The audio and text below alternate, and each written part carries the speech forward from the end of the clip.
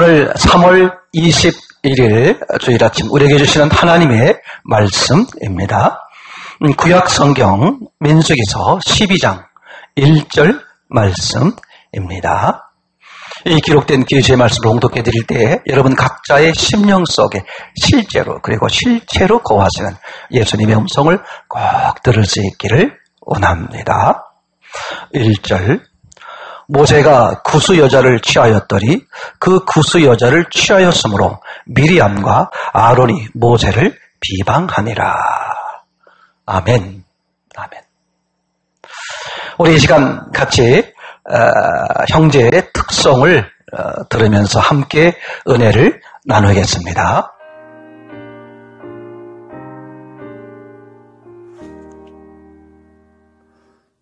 거기 너 있었는가 그때에 주님 그 십자가에 달릴 때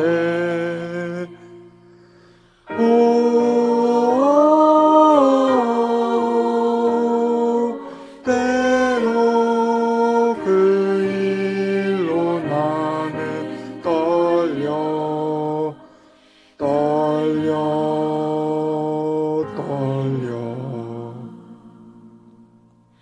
거기 너 있었는가 그때에 거기 너 있었는가 그때에 주님 그 나무 위에 달릴 때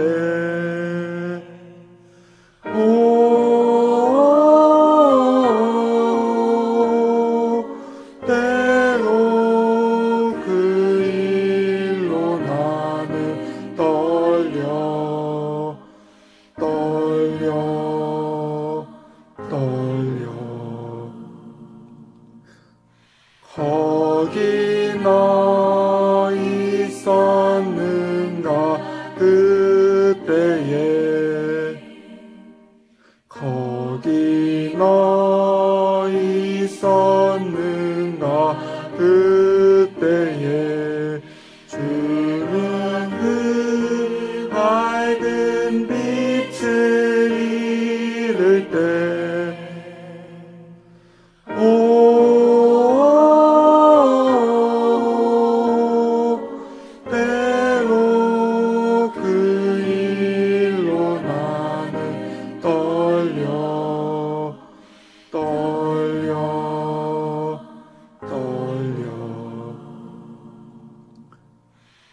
거기 너 있었는가 그때에 거기 너 있었는가 그때에 주님 그 무덤에서 나올 때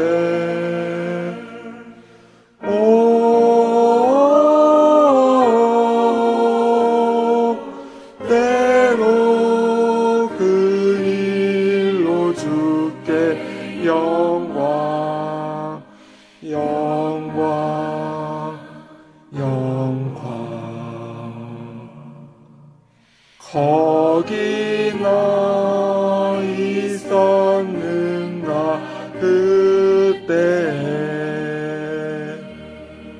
오늘 특성을 함께 들었습니다만 우리 모두가 다 이렇게 주 안에서 어떤 모습이든 간에 어떤 목소리든 간에 정말 주를 사모하고 주를 기뻐하는 마음으로 날마다 어디에서든 어느 시간이든 주를 찬양하고 주를 기뻐하고 주 앞에 고백하고 주를 은혜를 나누는 그런 마음들이 가득해지시기를 참으로 소원합니다. 특별히 청년들 그리고 학생들 어린아이들 이렇게 아직 젊었을 때, 아직 어릴 때부터 주님의 사랑을 깨닫고 주의 사랑 앞에 고백하고 늘 주님과 동행하는 멋진 인생들이 펼쳐지시기를 참으로 소원합니다.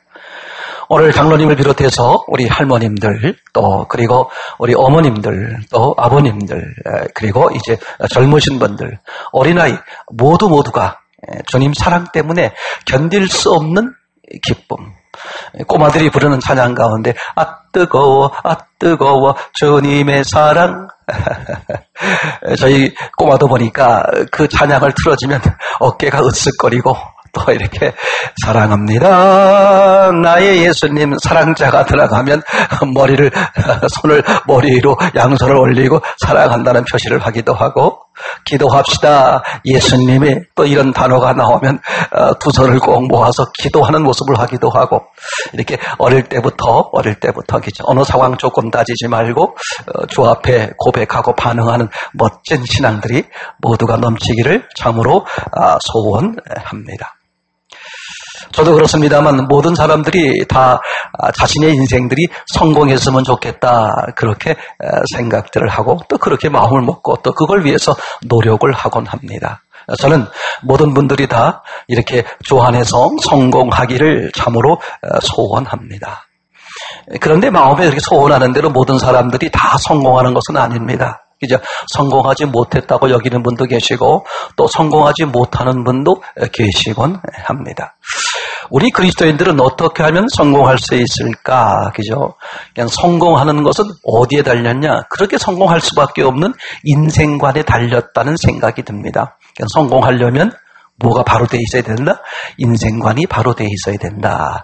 우리 그리스도인들은 그 인생관이 바로 되기 위해서는 어떻게 해야 된다? 바로 성경관이 신앙관이 바로 돼야 된다. 물론 그 신앙관은 금방 제가 먼저 말씀드린 것처럼 성경관이 어떻게 돼 있느냐가 관건이다. 그래서 성경관이 제대로 돼 있으면 그죠? 신앙관이 바로 설 것이고 신앙관이 바로 설 것이면 그런 인생관이 될 것이고 그런 인생을 살다 보니까 당연히 어떻게 되겠습니까? 모든 사람들이 성공할 수밖에 없게 되는 것을 고백합니다. 여러분들 주의 이름으로 여러분 작은 교회들을 다 축복합니다. 우리 지체분들을 축복합니다. 정말 주 안에서 성공하기를 바랍니다. 돈이 많아지고 예를 들어서 권력이 많아지고 또 뭐가 많아지고 그런 의미의 성공 이전에 주님이 계획하신 그런 인생들을 살아갈 수 있기를 참으로 소원합니다. 주님께서 저와 여러분들을 얼마나 사랑하셨어요, 그죠? 그래서 하나님의 형상으로 창조하셨고요. 비록 우리가 주님을 떠나서 멋대로 사는 인생이었음에도 불구하고 하나님은 우리를 포기하지 않으시고 어떻게 하셨다고요? 당신의 아들을 이 땅에 보내셔서 대신 죽게 하시고 그죠? 우리를 위해 죽으시고 우리를 위해 부활하시고 그리고 우리의 문을 두드리셔서 찾아와 주셔서 내가 너와 함께 먹고 자고 살아주겠다. 그런 간곡한 주의 음성을 들으면서 우리가 문을 열어 주님, 우리의 주님이 되주십시오. 나의 주님, 나의 왕, 나의 하나님이십니다. 그렇게 고백하는 마음으로 받아들여 그분과 함께 사시는 그런 큰 은혜를 경험하지 않습니까? 그래서 그분 때문에 우리는 넉넉히 성공하는 삶이 될 텐데 여러분 모두가 그렇게 되기를 바랍니다. 그래서 성경관이 바로 되면 어떻게 된다? 그 사람은 성공할 수밖에 없다. 하나님이 기뻐하는 그런 성공한 인생이 될 수밖에 없다. 그죠? 이제 그런 점에서 보면 어렸을 때부터 또 신앙생활을 처음 시작할 때부터 뭐가 중요하다? 바른 성경관이 정말 중요하다는 생각이 저는 가면 갈수록 이런 생각이 너무나 많이 듭니다. 와우, 세상에. 성경관이 결국은 그 사람을 좌우하는구나. 그러니까 성경관이 바로 되면 그 사람은 성공의 길로 갈 수밖에 없게 되겠죠. 행복한 삶을 갈 수밖에 없게 되겠죠. 근데 성경관이 잘못되면 열심히 살고 노력하고 애쓰고 수고했음에도 불구하고 어떻게 되겠어요? 불행한 삶이라든지 이렇게 망하는 삶이라든지 실패의 삶으로 갈 수밖에 없는 것을 우리가 보게 됩니다. 오늘 본문은 미리암과 아론이 잘못된 성경관을 가지고 있음에서 생겨난 사건입니다. 1절을 다시 한번 보시면 모세가 구수 여자를 취하였더니 그 구수 여자를 취하였으므로 미리암과 아론이 모세를 비방하니라. 그러니까 미리암을 필두로 해서 아론이 그저 동생 지금 누구를 모세를 비방한다는 얘기가 나오는 거죠. 사실 여러분 생각해 볼 필요가 있는 게 모세의 누나 미리암은 있잖아요. 누나이기도 하지만 어쩌면 엄마와 같은 그런 존재였다는 사실이죠. 누구에게? 모세에게 말이죠. 잘 아시는 것처럼 모세가 어렸을 때 그런 애굽의 어려움들이 있어서 그저 이렇게 버리다시피 한 그 과정 속에서 미리암이 중요한 역할을 했고요. 맞습니까? 그러니까 어쩌면 미리암은 모세에게 있어서는 잊을 수 없는, 아니 잊는다는 게 아니라 누나를 넘어서서 엄마와 같은 그런 존재였다고 생각이 돼요. 그러니까 미리암 입장에서는 모세를 얼마나 사랑하고 모세를 얼마나 아끼고 모세를 얼마나 그렇게 했을까 하는 마음을 우리가 성경을 보면 읽을 수 있지 않겠습니까? 그런데 오늘 그 미리암이 모세를 뭐하고 있다? 비방, 책망하고 있다. 그런 얘기거든요. 그 왜 책망을 할까? 율법을 어겼다. 그렇죠? 하나님의 말씀, 율법을 모세가 어겼다. 그렇게 생각을 한 거거든요. 출애굽기 34장이나 신명기 7장을 보게 되면 그죠? 그 외에도 하나님은 이방인들과 결혼하지 마라. 아래 약속도 하지 마라. 이제 그렇게 엄하게 명령을 하시죠. 그걸 모세가 들었고 모세가 받아서 백성들에게 전하기도 했고요. 그런데 정작 모세가 이방 여자와 결혼을 하니 어떻게 했겠죠? 그 모세를 아끼고 사랑하는 누나 미리암, 엄마와 같은 그 누나 미리암이 어떻게 모세를 그냥 둘 수 있겠습니까? 네가 바로 서야 백성들이 바로 서지 않겠느냐? 그러면서 이제 아론과 함께 동생 모세를 책망하는 장면이 참 나옵니다. 그죠? 그런데 이 사건을 민수기 12장 1절만 읽었습니다만 1절 이하를 쭉 보시게 되면 참 이상한 모습, 즉 하나님의 모습이 참 이상합니다. 저는 성경을 이렇게 대하면서 종종 성경을 대하면서 제가 가장 많이 떠올리는 단어, 쓰는 언어가 뭐였냐 하면 왜 이렇게 하셨을까입니다. 그죠? 하나님은 성경을 왜 이렇게 기록하셨지? 예수님은 왜 이 상황에서 이렇게 말씀하셨지? 그러니까 제 어린 시각에는 그게 정상적으로 보이지 않고요. 뭔가 좀 어색하다, 이상하다, 마치 하나님이, 예수님이 틀린 것 같다, 그렇게 보여지는 기록들이 다른 분들은 안 그런지 모르겠습니다만 저에게는 그렇게 보이는 거예요. 이상하다, 이제 그렇게 생각을 해보게 되는 거거든요.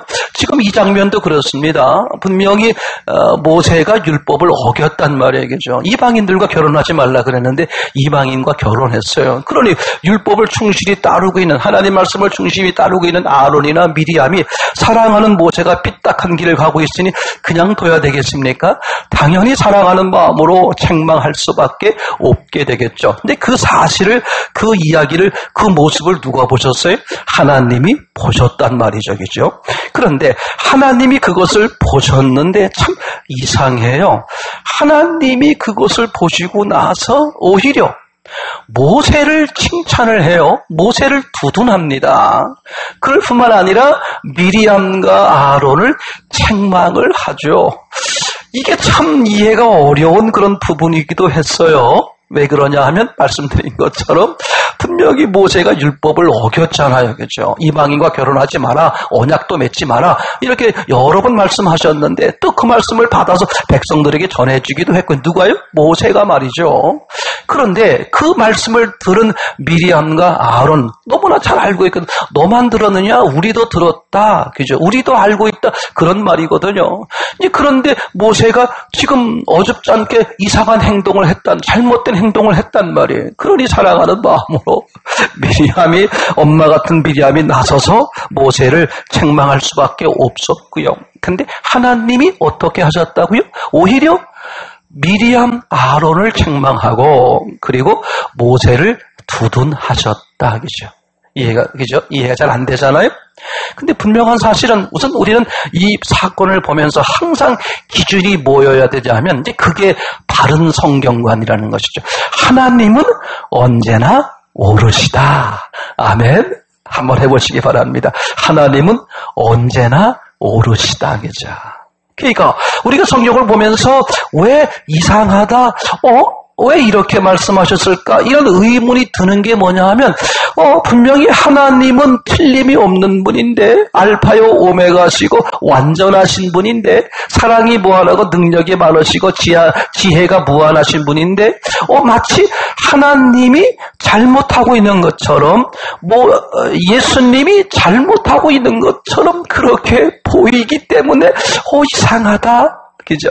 죄송한 얘기로 말하면 예전에 저는 지금은 안 그렇습니다만 예전에 이상하다 이렇게 말은 하고 있지만 속으로는 에이 이거 하나님이 틀렸어, 예수님이 틀렸어, 그러니까 성경은 이거 가짜야, 하나님 말씀이 아니야, 사람들이 지은 거야, 그런 게 밑바닥에 깔려 있었거든요. 지금도 성경에 대해서 그렇게 생각하는 분들이 의외로 많을 거라는 생각이 듭니다. 그죠? 아니 성경을 보면 말도 안 되는 이야기들이 막 기록돼 있으니 그죠? 어떻게 그걸 사람들이 보통 가지고 있는 상식으로 어떻게 그게 이해가 되겠어요? 그러니 어떻게 합니까? 성경이 틀렸다. 너희들이 말하는 하나님이나 예수님은 가짜야. 이렇게 이제 생각하는 경우가 많거든요. 그런데 우리는 이제 성경 안에서 하나님을 믿는 마음으로 이걸 보는데 이상하단 말이죠. 하나님의 그 반응이 이상한 거예요. 모세를 두둔하고 오히려 잘못한 모세를 두둔하고 그죠? 잘한 것으로 보이는 미리암과 아론을 책망한다. 그런데 항상 전제가 뭐라고 말씀드렸죠? 하나님은 언제나 오르시다. 저도 그런 경험을 많이 합니다만, 그죠? 구약 성경에서 어떻게 사건이 벌어졌든 간에 신약에서 예수님께서 그 사건에 대해서 어떻게 말씀하시느냐가 항상 기준이다. 어떤 사람들이 아주 너무 좋은 그럴듯한 말을 했다고 할지라도 그분이 말한 것에 대해서 예수님이 어떻게 평가했느냐가 항상 기준이 된다. 저는 그래서 성경을 대할 때 이렇게 말하곤 합니다. 구약 성경으로 말하면 모세오경이 기준이다. 모세오경, 모세가 말한 모세오경을 통해서 선지자들이 모세오경을 가지고 이제 펼쳐서 사람들에게 말하는 거니까 구약에서는 모세오경이 기준이다. 신약에서는 그저 복음서가 기준이다. 복음서를 기초로 해서 바울이나 베드로 이런 분들이 여러 사람들에게 말하고 있다. 이렇게 말하잖아요. 근데 성경 전체로 보면 제 입장에서 볼 땐 저는 복음서가 기준이다. 즉 예수님이 기준이다. 구약에서 무슨 사건이 있었든 간에 어떻게 말씀하셨든 간에 그것에 대해서 예수님께서 말씀하시는 게 기준이 된다. 이제 그렇게 저는 이해를 하며 성경을 그렇게 보고 있습니다만 오늘 이 장면이 분명히 하나님이 이상하게 말씀하셨더라도 하나님이 오르신 거다. 그럼 우리는 그 관점에서 보는 거예요. 하나님이 옳다면 도대체 왜 모세를 두둔하고 그 다음에 미리암과 아론을 책망할까? 그냥 책망하겠어요? 뭔가 잘못이 있으니까 그렇겠죠? 그냥 두둔하겠습니까? 뭔가 옳은 게 있으니까 그렇겠죠? 그러니까 모세는 왜 옳은 것이고 미리암과 아론은 뭐가 잘못된 거냐? 오늘 이 본문 사건에서 그 점을 명확히 보셨으면 좋겠습니다. 그죠? 오늘 3절에 보면 이 사람 모세는 온유함이 지면의 모든 사람보다 승하더라. 7절 8절에는 내 종 모세와는 그렇지 아니하니 그는 나의 온 집에 충성됨이라. 또 말씀하시기를 그와는 내가 대면하여 명백히 말하고 은밀한 말로 아니하며 그는 또 여호와의 형상을 보겠거늘. 이렇게 기록되고 있지요. 그죠? 그래서 이 내용에 대해서 혹간에 여러 가지 말들이 있습니다만 그 중에 하나가 뭐냐? 모세가 비록 잘못했더라도 하나님의 종이 아니냐? 그런데 모세가 잘못했더라도 감히 하나님의 종을 비방할 수 있느냐? 그래서 하나님이 미리암과 그 다음에 아론을 책망하는 거다. 그런 얘기도 있을 정도로 오해가 되는 거죠. 그러나 사실 그런 것은 아니죠. 설사 이제 하나님의 종을 이렇게 책망해서 비방해서 책망을 받는다고 할지라도 모세가 잘한 건 아니잖아요. 그럼 모세도 따로 불러다가 하나님께서 혼쭐을 내시든 그렇게 했었어야 되는데 오히려 그렇게 하지 않고 모세를 칭찬하고 두둔한다. 그런 것을 보니까 모세가 잘못한 것이 없어야만 맞게 된다. 이제 그런 이야기가 되겠죠. 그러니까 하나님의 시각으로 보면, 그죠? 사람의 시각으로 보면 모세가 이방 사람과 결혼했으니 사람 시각으로 보면 모세가 잘못한 건데 적어도 하나님이 모세를 두둔하고 칭찬하니까 하나님의 입장에서 보면, 하나님의 시각에서 보면 모세는 잘못한 것이 없다. 잘못한 것이 없는 모세를 향해서 미리암과 아론이 책망을 했으니까 미리암과 아론이 그저 너희는 잘못했다 이렇게 말하면서 결국은 어떻게 되겠습니까? 미리암에게 뭐가 생겼어요? 그 당시로 말하면 저주를 의미하는, 그죠? 하나님으로부터 책망받고 버림받는 의미의 문둥병이 걸리는 이제 그런 모습을 우리가 보고 있지 않습니까? 이제 이런 점에서 우리가 조금 더 생각을 해볼 필요가 있는 게 오늘 아까 읽었던 말씀 내용에 보게 되면 그런 내용이 있습니다. 모세와 나는 어떻게 한다? 직접 대면해서 말한다. 직접 얼굴을 맞대고 대면한다. 그런 말이죠. 그럼 하나님이 대면해서 말한다는 의미가 뭐겠습니까? 여러분, 사람들은 대면한다. 그죠? 직접과 간접. 하나님의 직접과 간접은 정반대죠. 사람은 육이 있기 때문에 이렇게 말합니다. 글쎄 우리 전화로 말하지 말고 우리 직접 만나서 얘기합시다. 그렇게 말하잖아요. 그럼 직접이란 게 뭐야? 서로 이렇게 얼굴을 맞대고 말하는 게 직접이고 전화로 말하는 것은 간접이라고 말할 수 있죠. 근데 하나님도 이 단어를 썼단 말이죠. 직접 대면하여, 모세와 나는 직접 대면하여 말한다. 그죠? 그리고 은밀한 말로 하지 않는다. 그렇게 말하고 있죠. 너희하고 나는, 너희들 선지자가 있느냐? 너희들하고 나는 은밀한 말로 하는데 모세와는 그렇지 않다. 직접 대면에 말한다. 그럴 때 하나님이 사용한 직접의 단어가 뭐예요? 하나님은 영이잖아요. 영이니까 뭐예요? 안 보이시는 분이죠. 그러니까 의미가 뭐냐 하면, 그죠? 보지 않고도 교제하고 관계할 수 있는 모세의 그런 뜻이죠. 그러니까 모세는 뭘 봐야만 믿고 뭘 봐야만 할 수 있고 그런 게 아니라 보지 않고도 하나님을 믿을 수 있고 하나님과 교제할 수 있고 하나님과 대면할 수 있는 그런 성숙한 신앙이 모세다. 그런 말이 되는 것이고, 그죠? 너희 중에 선지자가 있느냐? 미리암과 아론에게 말한 것처럼 그들에겐 무엇으로 말했다? 꿈이나 환상으로 말했다. 그런 말이죠. 그러니까 하나님은 안 보이는 분이니까 저들이 안 보이는 하나님을 못 알아보는, 그죠? 신앙의 수준이 낮아서 못 알아보니까 어떻게 하신다? 환상이나 꿈으로 말해준다 이거죠. 보여준다 그런 말이죠. 그러니까 누가 더 신앙이 좋고 성숙하다는 거예요. 미리암 쪽보다는 모세가 훨씬 더 신앙이 성숙한 그런 사람이다. 그렇게 말하는 거죠. 그러니까 하나님은 모세가 훨씬 더 신앙이 성숙한 사람, 너희는 미숙한 사람, 그죠? 그러니까 미숙한 사람 입장에서 보면 성숙한 사람의 신앙의 모습이 오해가 되거나 잘못된 것으로 보이거나 얼마든지 그럴 수 있어요. 근데 하나님은 정확히 보시는데 모세가 훨씬 더 성숙한 믿음이니까 하나님의 시각으로 보니까 모세가 잘못한 게 아니에요. 미리암과 아론, 아직 미숙한 입장에서의 신앙으로 보면 교회 안에도 그렇지 않습니까? 신앙이 성숙하신 상노님들의 모습을 보면 때로는 오해가 되거나 이해가 안 되는 부분들이 있어요. 그래서 급기야는 저거 장로님이 잘못하시네, 저 권사님이 잘못하시네, 그렇게 생각할 수 있죠. 어린 수준의 신앙에서는요. 그런데 하나님의 시각에서는 아니야. 장로님이 잘하는 것이고 권사님이 옳은 거야. 그 옳은 것을 옳지 못하게 보는 너희가 잘못한 거야. 그러니까 하나님은 지금 미디안과 아론을 정확히 판단해 주시는 것이죠. 너희가 잘못한 거야. 반대로 말하면 모세는 잘못하지 않았어. 더 여기 얘기로 말하면 율법을 어기지 않았어. 이런 이야기가 되겠죠. 그죠? 자, 그러면 아니 이게 참 어려운 얘기일 수 있잖아요. 분명히 지금 누구와 결혼했어요? 구수 여자와 결혼했단 말이에요. 근데 구수 여자가 어떤 여자예요? 적어도 이방인입니다. 그죠? 이방인인 게 확실해요. 근데 모세가 구수 여자, 이방 여자와 결혼해서 율법을 어겨서 당연히 그 이야기를 알고 듣고 있는 미리암과 아론이 사랑하는 마음으로 적어두기죠. 일단은 사랑의 시작으로 모세를 책망하는 거 아니겠습니까? 어떻게 네가 이렇게 교만해졌느냐?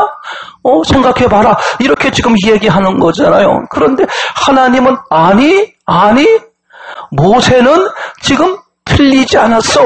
율법을 어기지 않았어. 지금 그렇게 말하고 있는 거란 말이죠. 이게 참 이상한 모습이란 말이죠. 그죠? 그러면 모세는 왜 율법을 어기지 않은 것이고, 그죠? 오히려 율법을 어겼다고 보고 있는 미리암과 아론이 잘못된 것이고, 그로 인해서 대표적으로 미리암에게 문둥병이라는 그런 이렇게 그죠? 그걸 허락하신 그 상황을 지금 잠깐 다시 이제 볼 필요가 있다는 생각이 듭니다. 오늘 3절에 보게 되면 그렇게 써 있습니다. 이 사람 모세는 온유함이 지면의 모든 사람보다 승하더라. 그죠? 뭐라고 써 있다고요? 이 사람 모세는 온유함이 지면의 모든 사람보다 승하더라. 이렇게 말하는 거거든요. 그러니까 앞에 2절에 어떤 내용이 나왔었냐 하면 그들이 이르되, 누굽니까? 미리암과 아론이죠. 그들이 이르되 여호와께서 모세 너하고만 말씀하셨느냐? 우리와도 말씀하시지 아니하였느냐? 하며 여호와께서 이 말을 들으시니라. 야, 이방인과 결혼하지 말라는 말을 너만 들었냐? 너만 하나님의 음성을 듣느냐? 우리도 듣고 있다 그런 말이거든요. 우리도 들었다. 우리도 명백히 알고 있다. 근데 이방인과 결혼하지 말라고 하지 않았느냐? 그런데 지도자인 네가 이방인과 결혼하면 백성들이 어떻게 그의 주의 말씀을 따르겠느냐? 아주 합당해 보이는 그런 지적이란 말이죠. 근데 그 이야기를 누가 들었다고요? 여호와께서 들으셨다. 그러면서 3절에 이 사람 모세는 온유함이 지면의 모든 사람보다 승하더라. 참 너무 놀라운 사실이에요. 그러니까 지금 자신을 비방하는 미리암과 아론의 이야기를 들은 모세는, 그죠? 그걸 들었어요? 분명히 모세를 지적하지 않았습니까? 너만 들었냐? 우리도 들었다. 네가 율법을 어기지 않았느냐? 근데 2절 마지막 절에 모세가 그 이야기를 들었다. 그리고 모세가 어떻게 반응했다는 말은 없이요. 뭐가 나와요? 여호와께서 이 말을 들었다. 그죠? 그러면서 오히려 하나님이 모세를 두드네. 모세는 반응하지 않고 있어요. 지금 저들이 확 이렇게 막 화를 내고 있죠? 그럼 모세 입장에서는 어떻게 돼? 억울하잖아요. 하나님이 모세가 율법을 어기지 않았다고 보는 거니까 모세 스스로 자신도 구수 여인과 결혼하는 것이 율법을 어긴 것이 아니라고 여기는 신앙이란 말이죠. 그러니까 그런 어긴 것이 없는데 지금 미리암과 아론이 비방을 하니까 옳고 어떻게 되겠어요? 화가 나지 않겠습니까? 근데 지금 어때 돼? 화가 나거나 분을 토하는, 억울하다고 말하거나 거꾸로 이렇게 대항하는 그런 표현을 안 하고 있고, 누가 들었다고 말하겠어요? 여호와께서 들었다. 그러면서 이 사람 모세는, 그 말은 무슨 뜻입니까? 모세는 그 억울한 말을 들은 거예요. 들었는데도 어떻게 돼? 온유함이 온 지면의 사람들보다, 무슨 뜻이에요? 화를 내지 않았다 그런 말이죠. 여러분, 이게 얼마나 중요한지 몰라요. 그러니까 모세는 어떤 억울함이나 그런 걸 들어도 화를 내지 않을 수 있는 그런 성숙한 신앙이다. 얘기 되겠죠. 더 나아가서 내가 들었다는 것은 모세는 그렇게 여기는 거예요. 내가 들었다는 말은 누가 들으셨다?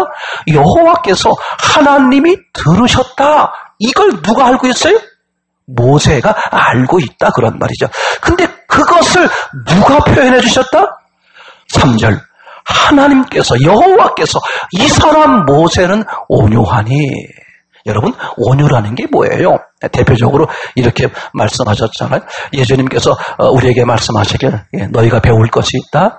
내게 와서 온유와 겸손을 배우라. 그렇게 말씀하시지 않습니까? 정말 그 온유를 최고로 표현한 게 뭐냐? 예수님의 십자가적이죠. 아니, 창조주예요. 맞습니까? 우리를 구원하러 오셨어요. 근데 모욕을 당하고 견딜 수 없는 모욕과 수치를 당하시고 죽이기까지 하세요. 그 죽음의 자리에서도 그래서 자신을 달아놓고 지금 조롱하고 있는 저들을 향해서 아버지, 저들을 용서해 주세요. 왜? 몰라서 그래요.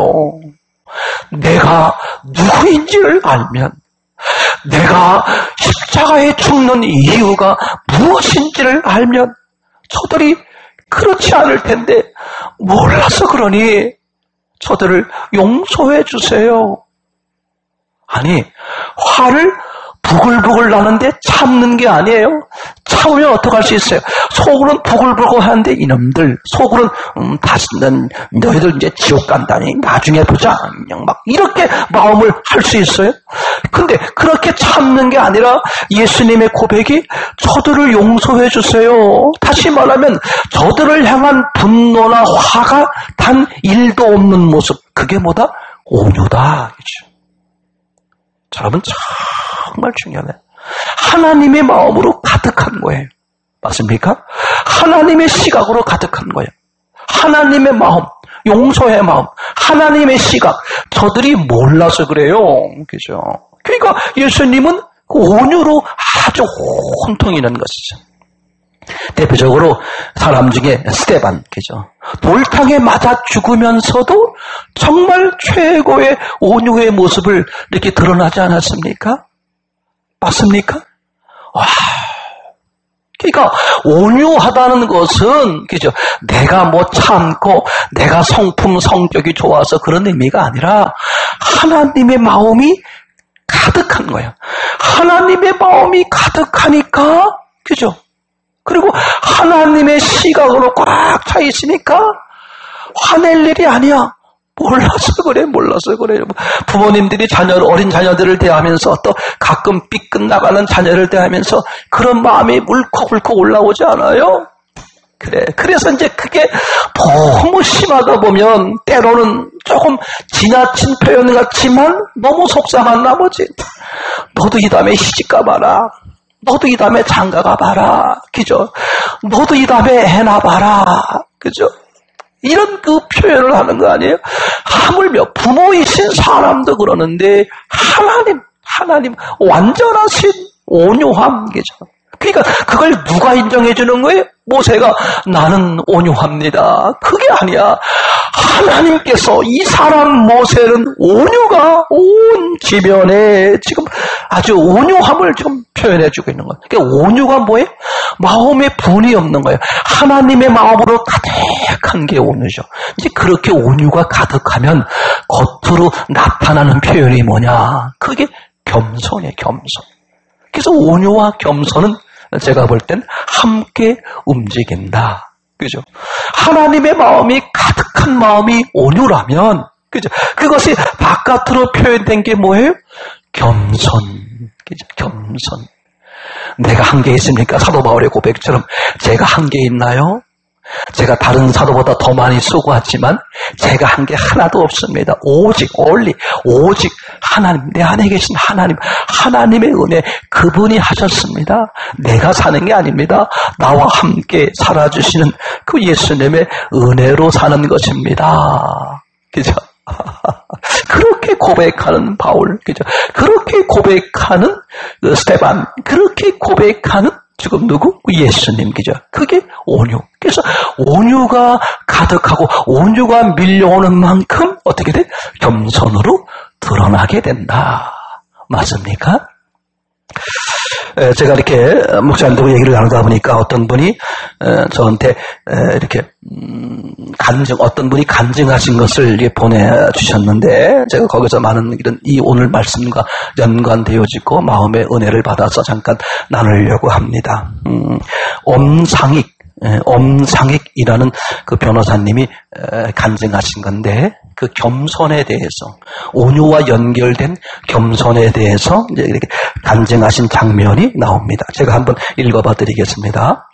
내가 중고등학교 시절 텔레비전에 자주 나오던 배삼룡이라는 코미디언이 있었다. 그가 입은 옷차림부터 웃음이 나왔다. 헐렁한 통바지에 낡은 넥타이로 허리를 질끈 묶고 바지 한쪽은 삐죽이 올라와 있었다.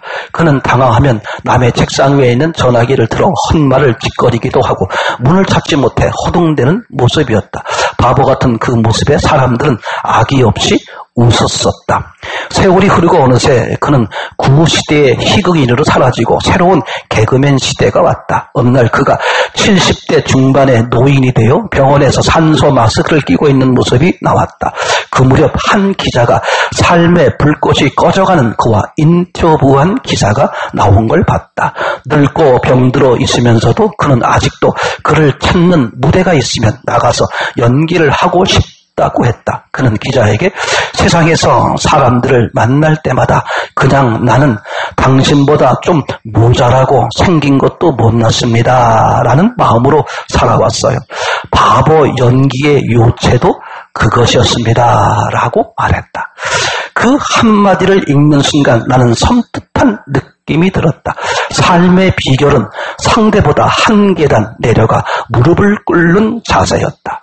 70년대 말 나는 군 법무관 시험을 보고 훈련을 받기 위해 광주 보병학교에 입소했었다. 그곳에는 두 종류의 그룹이 합류해 함께 훈련을 받았다. 한 부류는 나같이 고시에 도전하다가 실패하고 차선책으로 법무장교 시험을 보고 들어온 사람들이었다. 10년이라는 기나긴 복무기간이 앞에 있었다.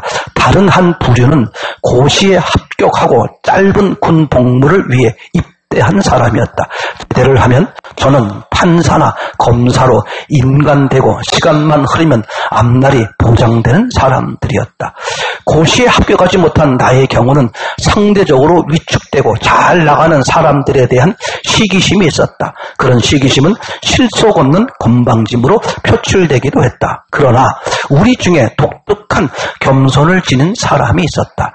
지방대를 나온 그는 얼굴도 미남이 아니고 덩치도 작은 편이었다. 그러나 그는 누구에게나 먼저 다가가 자신을 낮추면서 공손하게 상대방의 훌륭한 점을 인정했다.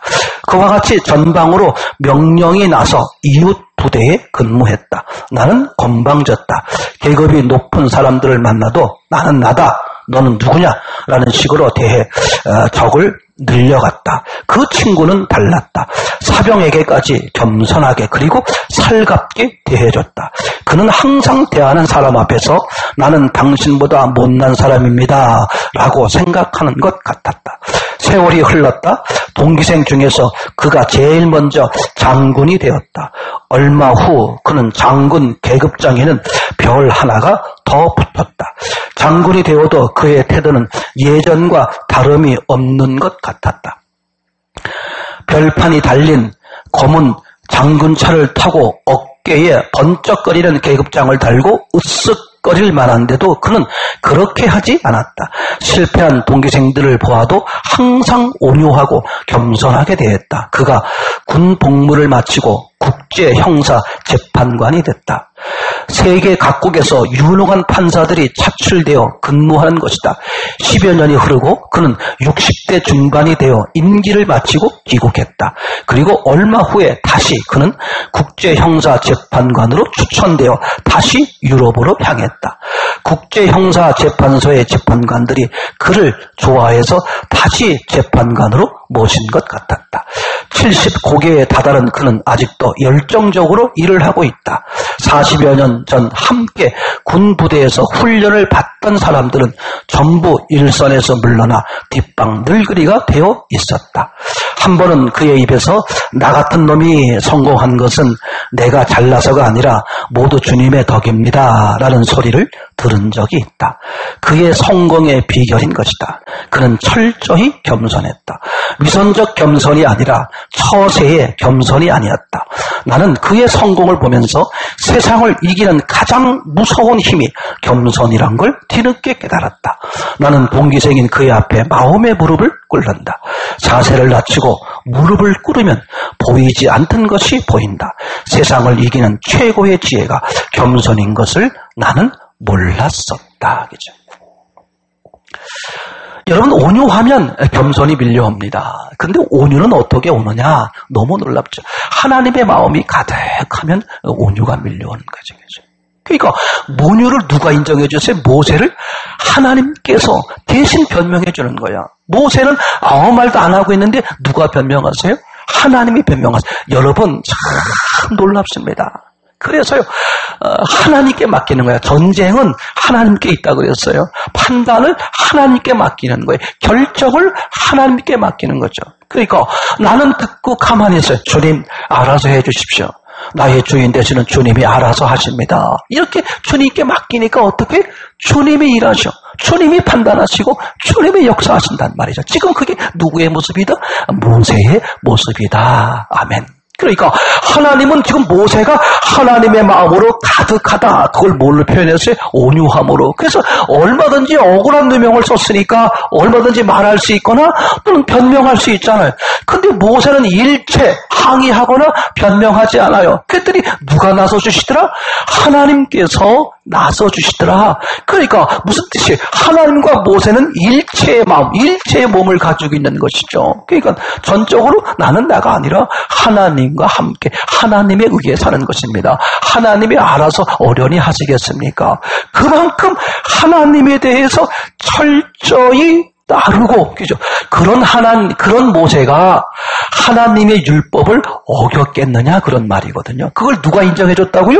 모세가 항변한 게 아니라 하나님이. 만약에 모세가 항변하고 나서보세요. 하나님은 가만히 계시고요. 그럼 미리암이나 아론이 그죠? 얼마든지 항의할 또 다시 재반론할 수 있어요? 근데 하나님이 말씀해 주시니까, 하나님이 변명해 주시니까 미리암과 아론은 더 이상 할 말이 없는 거죠. 그러니까 하나님은 이렇게 보는 거예요. 그는 나와 그에게서 하나님의 형상을 보겠거늘. 그 모습이 하나님이 원하시는 모습이다. 그런 말이잖아요. 그죠? 그죠? 온유함이 온 세상의 얘기죠. 그렇다. 이게 하나님의 마음으로 가득하다. 그죠? 그렇죠. 그러면 도대체 이 여인, 쿠스 여인과 결혼한 게 어떻게 되느냐? 맞죠. 쿠스 여인은 이방인이죠. 그런데 오직 하나님 말씀 안에 하나님으로 가득한 모세가 쿠스 여인과 결혼할 때는 몸은 이방인이지만, 그죠? 쿠스 여인이 어떤 여인? 개종해서 하나님을 섬기는 여인이니까 결혼했죠. 그걸 놓쳤단 말이죠. 그죠? 그러니까 미리암과 아론은 무엇을 본 거다? 쿠스 여인의 외모를 본 것이고, 그죠? 이 모세는 뭘 본 거다? 그죠? 그의 외모가 아니라 중심을 본 거다. 하나님을 섬기는 그런 것을 본 것이다. 여러분 생각해 보세요. 이방인으로 말하자면 오늘날 우리는 다 이방인들 아닙니까? 그죠? 사도 바울은 이방인을 건지시는 그런 귀한 일을 또 사역을 맡기셨고요. 우리가 어떻게 하나님의 자녀가 되고 영적인 아브라함의 후손이 될 수 있었습니까? 맞습니까? 하나님의 은혜죠. 그러니까 중요한 것은 뭐예요?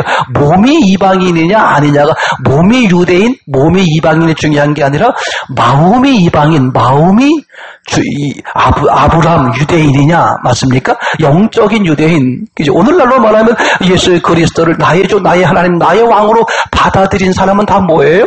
그죠? 그게 영적인 유대인이 되는 거죠. 그러니까 구수 여인이 비록 몸은 이방인이었지만 하나님으로 가득한 모세가 그 여인을 택할 때는 자기와 같은 하나님을 섬기는 신앙이기 때문에 받아들인 거다. 그죠? 그걸 누가 인정해 주신다?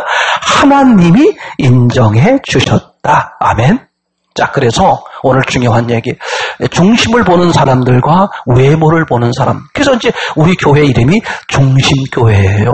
중심만 보자. 그래서 헌금에 우리 이렇게 이름도 쓰지 말고 오직 하나님만 의식하는 그런 믿음, 사람 의식하지 말고 하나님만 의식하는 믿음이 되자. 그럼 처음엔 좀 건방질 수 있어요. 사람을 의식하지 않으니까 그저 건방 떨 수 있잖아요. 근데 하나님만 의식하다 보면 뭐가 보여? 사람이 보여. 섬기고 온유하고 겸손하고 사람을 대접하고 나누고 그게 보인단 말이죠. 그죠? 그래서 중심, 사람은 외모를 보거니와 나 여호와는 중심을 보시느니라 그렇게 말씀하고 있지 않습니까? 이런 점이 참 중요하죠. 그죠? 요한복음 7장 24절에도 외모로 판단하지 말고 공의의 판단으로 판단하라. 근데 미리암 일행은 지금 어떻게 했어요? 외모로 기준했단 말이에요. 그러니까 외모로 기준하는 사람은 겁대기를 기준하는 거죠. 사람을 볼 때도요, 겁대기를 기준하는 사람들이 얼마나 많아요. 그 사람의 옷을 보고서 그 사람을 평가하죠. 잘 입었으면 훌륭한 사람, 잘 못 입었으면 뭔가 문제가 있는 사람, 그렇게 쉽게 생각할 수 있지 않겠습니까? 그렇게 외모로 보는 것은 그 사람을 정확히 보는 게 아닌 것이고, 맞습니까? 이제 그러면 외모를 보는 사람들의 결국은 뭐냐? 문둥병이다 그런 말이죠. 구약에서의 문둥병의 의미가 뭡니까? 하나님 앞에 벌을 받는 의미가 되겠고요. 하나님과 단절된 의미를 갖는 것이죠. 하나님과 단절되면 누구와 단절돼요? 하나님의 공동체와 단절되잖아요. 그래서 그 공동체, 유대 공동체에서 쫓겨나서 바깥에 살지 않습니까? 그러니까 하나님과 단절된다는 것이요, 하나님의 사람들과 단절된 삶을 사는 것이죠. 그러니까 궁극적으로 영적으로 말하려고 그러는 것은 의미가 뭐예요? 그죠? 하나님께 버림받는다 그런 얘기가 되잖아요. 그러니까 미디암에게 외모를 보는 사람들은 그 사람이 그 전에 어떻다, 어떤 업적이 있었다고 할지라도 외모를 보는 사람들은 뭐다? 문둥병이다. 하나님으로부터 단절된다. 하나님께 버림받는다. 그런 얘기가 되겠죠. 그러면 모세처럼 어떻게 해야 되느냐? 중심을 보는 거예요. 그 사람의 겁대기가 이방인이냐가 중요한 게 아니라 그 사람의 심령 속에 하나님을 섬기는 사람이냐, 중심을 보시는 신앙. 그죠? 그럼 어떻게 하면 중심을 볼 수 있을까? 아주 중요한 게 요한복음 3장 3절이죠. 우선은 중심을 보기 위해서는 어떻게 해야 되느냐? 아주 중요합니다. 첫째는 중심을 보기 위해서는 절대적으로 우리가 신경 써야 될 제일 첫 번째가 외모를 보지 않으려고 해야 돼요. 맞습니까? 이게 인격적이라서 그래요. 중심을 보려면 어떻게 해야 돼? 중심과 반대 시각인 외모를 보지 않으려고 그래요. 사람들은요, 제가 늘 사람들의 시각은 원포인트다 그렇게 말씀을 드렸어요. 두 개를 한꺼번에 못 본다 그렇게 말했어요. 그죠? 그러니까 싱글 포커스, 그죠? 더블 포커스가 아니라 싱글 포커스, 하나밖에 못 본다. 앞에 걸 보면 뒤에 게 흐려지고 뒤에 것을 보면 앞이 흐려져요. 앞에 것과 뒤 것을 동시에 못 봐요. 원 포인트, 하나밖에 못 본다. 하나님 사람들을 그렇게 만드셨어요. 그러니까 중심을 보려고 하면 첫째는 어떻게 해야 된다? 외모를 보지 않으려고 해야 된다. 아멘. 창세기 9장 23절에 아주 이 점에 대해서 너무나 명확히 정확히 말씀해 주시는 장면이 나오는데 제가 읽어보겠습니다. 셈과 야벳이 옷을 취하여, 노아가 술 취해서 이제 술이 취해서 덥다 보니까 자기도 모르게 술 취해서 옷을 막 벗고 벌거벗은 모습으로 자는 거, 주무시는 거 아니겠습니까? 그때 이제 그 아들 셈과 야벳이 옷을 취하여 자기들의 어깨에 메고 뒷걸음쳐 들어가서 아비의 하체에 덮었으며, 그죠? 그들이 얼굴을 돌이키고 그 아비의 하체를 보지 아니하였더라. 이해되겠죠? 여기서 말하는 의미가 뭐겠습니까? 단순히 하체를 보지 않았다는 걸 말하려고 그러는 게 아니라, 그게 궁극적으로 뭐예요? 어떻게 했다는 거예요? 그죠? 외모를 보지 않으려고 했다. 그 얘기를 하고 싶은 거였죠. 그래서 외모를 보지 않으려고 해야 중심에 집중할 수 있어요. 중심에 집중한다고 하면서 시간마다 끈끈마다 외모도 함께 보려고 하면 중심에 집중할 수가 없겠죠. 첫째는 중심에 집중하는, 즉 모세와 같은 신앙의 삶이 되고 싶으면 중심에 집중해야 된다. 그러려면 어떻게 해야 된다? 외모를 보지 않으려고 해야 된다. 아멘. 이해가 되겠죠? 그리고 또 마태복음 16장에도 그렇게 말씀하고 있지 않습니까? 아무든지 나를 따라오려거든 자기를 부인하고, 그죠? 자기를 부인하는 게 뭐야? 사람 시각, 육체 시각으로 보지 않으려고 한다 이거죠. 그러니까 하나님의 시각, 예수님의 시각을 갖고 싶으면 어떻게 해야 돼요? 사람의 시각, 자기 시각을 내려놔야 된다. 그래서 신앙생활에 있어서 가장 중요한 첫 번째가 자기 부인이다, 이런 말을 쓰는 거잖아요. 무슨 뜻입니까? 내 시각, 내 경험, 내 지식을 버리는 거예요. 그리고 하나님의 시각, 하나님의 말씀, 하나님의 지식, 하나님의 것을 받아들이는 걸 말하는 거죠. 그러니까 하나님께 집중하기 위해선 내가 다른 것에 시선, 흩어져 있던 시선을 다 뭐 하는 거다? 차단하는 거다. 맞습니까? 다시 말씀드리면 중심을 집중하려면, 중심을 보려면 외모를 보지 않으려고 해야 된다. 이해되겠죠? 자, 그러면 이제 중심, 하나님 쪽에 집중하는 거죠. 그러면 요한복음 3장 3절이란 말이에요. 사람이 거듭나지 아니하면 하나님 나라를 볼 수 없느니라. 하나님의 나라를 본다는 게 뭐야? 하나님의 마음이 되고 하나님의 시각, 모세처럼 온유한 마음이 온 지상에, 그렇게 표현하고 있잖아요. 그러니까 하나님의 마음이 되고 하나님의 시각이 되기 위해서는 뭐가 필요하다? 성령의 역사거든요. 그러니까 하나님께 집중하는 거야. 그러니까 내 시각으로는, 내 노력이나 내 수고로는 절대 중심 시각, 영의 시각을 가질 수가 없어요.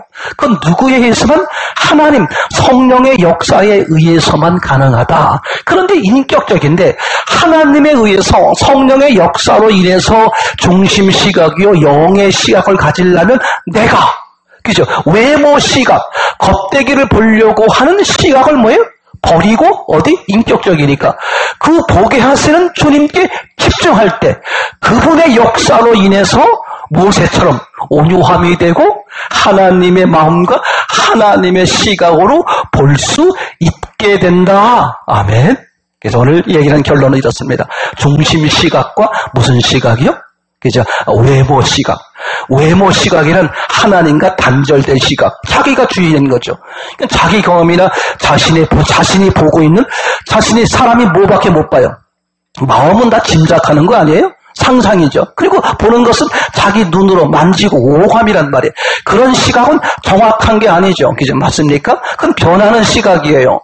그 시각으로 보는 것은 틀릴 수밖에 없죠. 옳은 진리를 바라볼 수가 없죠. 근데 그 시각을 버리려고 하면서 하나님의 시각, 중심 시각, 영의 시각, 그 하나님께 집중할 때 하나님께서 함께 하시고 하나님께서 그 시각을, 그 마음을 갖게 하셔서 그런 삶을 살게 한다. 아멘. 정리해봅시다. 인생은 누구나 다 성공하기를 원해요. 맞습니까? 다 성공을 원합니다. 근데 모든 사람들이 다 성공하면 좋은데 다 성공하지를 않아요. 하는 사람도 있고 못하는 사람도 많고요. 특별히 우리 크리스찬들은 그죠? 어떻게 돼야 돼요? 그런 성공하려면 그런 인생관을 가져야 돼요. 그럼 그 인생관은 어떻게 만들어져요? 신앙관에 의해서 만들어지죠. 그러면 그 신앙관은 또 어떻게 만들어진다? 성경을 어떻게 받느냐가 중요합니다. 맞습니까? 그래서 어릴 때부터 뭘 심어주는 게 중요해요? 성경관, 바른 성경관을 심어주는 게, 바른 하나님의 뜻을 심어주는 게 얼마나 중요한지 모르죠. 여러분 생각해 보세요. 우리 옛날 속담에 3살 버릇이 80 간다. 옛날로 말하면 80이면 이제 사람이 임종할 때잖아요. 그죠? 3살 버릇이 80 간다. 그만큼 어릴 때의 그 기준, 어릴 때 습득한 그 기준, 그게 얼마나 중요하다 그런 말이죠. 그러니까 3살 버릇이 우리나라 언어로 표현된 거니까 정확히 말하면 만 2살이죠. 그러니까 2살 때 형성된 그 시각이 평생 간다 그런 말이죠. 그래서 뭐든지 뭐가 중요하냐? 어릴 때가 중요해요. 어릴 때부터 바른 성경관을 심어주는 게 얼마나 중요한지 몰라요. 어떤 집사님이 간증한 것처럼, 그죠? 바른 성경관을 어릴 때부터 심어줘야 되는데, 여차 하는 사이에 이미 아이들이 막 자라고 있다. 큰일 났다. 이거 큰일 났다. 막 그런 마음이 들어서 이제 와서 다시 시작한다. 그런 말을 했잖아요. 맞습니다. 성경관을 바로 심어주면요, 너무 놀라워요. 사람은 그 인생관이 돼. 그런 신앙관에 살게 되죠. 그럼 성공할 수밖에 없어요. 하나님의 주도로 살면, 하나님의 시각으로 보면, 그죠? 실패하거나 잘못될 수가 없잖아요. 드물잖아요. 그죠? 맞습니까? 그러니 그 인생은 성공할 수밖에 없게 되겠죠? 반대로 외모 시각으로 살면 외모 시각에서 혹시 성공했더라도 그건 하나님 쪽에서 보면 버림받는 거잖아요. 맞습니까? 여러분께서 지난 시간으로 말하면 예수님은 죽기를 기다리시다 그렇게 말씀하셨어요. 그죠? 그러니까 내 생각이 1도 없는, 맞습니까? 내가 기준하는 게 1도 없는. 그래서 하나님의 기준을 달라는 거죠. 성령이 역사해 달라는 거예요. 하나님의 기준으로 하나님의 마음으로 살고 싶습니다. 그렇게 집중하면 그분이 어떻게 하세요? 그분이 나를 주도해 주시고 주관해 주시고 그러면서 중심 시각으로 살게 되고, 그러니 그 인생이 기쁨과 평안과 행복과 풍성한 삶이 안 될 수가 없겠죠? 여러분 모두가 다 그죠? 하나님으로부터 버림당하는 외모 시각이 아니라 오늘 중심 시각으로, 그죠? 성령의 역사로 인한, 그분의 역사로 인한 중심 시각으로 풍성한 삶을 누리시기를 간절히 소원합니다.